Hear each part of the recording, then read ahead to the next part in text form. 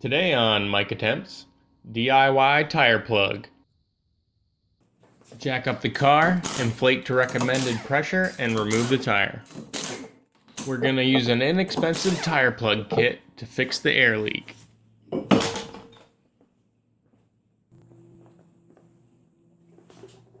I swear that was just luck. Normally it isn't that easy to find. If the hole isn't as obvious as mine, spray soapy water on the tire until you see bubbles forming.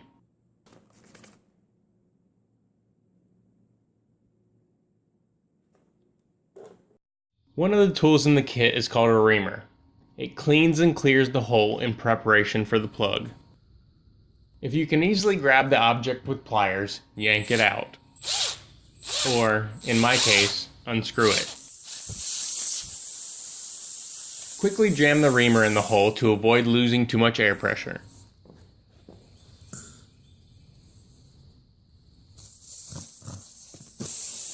Push and pull the reamer back and forth to thoroughly clean the hole. Before removing the reamer, prep the plugger. Remove a plug string, flatten one end, and push it through the eye of the plugger tool.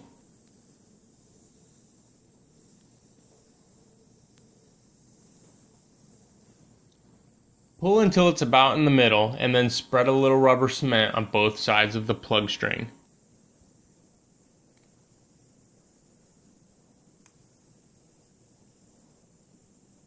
Yank out the reamer and begin to force in the plugger.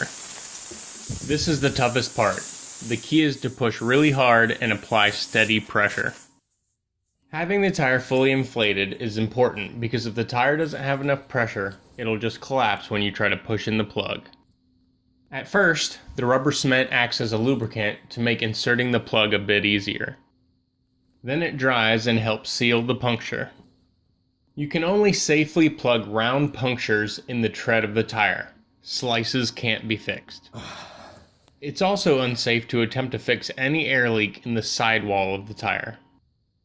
You only want to push the plug string in about halfway, leaving a couple bunny ears sticking up. Once it's in, remove the plugger tool with a quick jerk. Clip the plug strings flush with the tire and clean off the excess rubber cement. Here's a better look at the culprit. Put the tire back on the car, inflate it to the recommended pressure, and you're done. See the description below for a link to the tire plug kit. Feel free to rate this video, add your comments and questions below, and subscribe for more.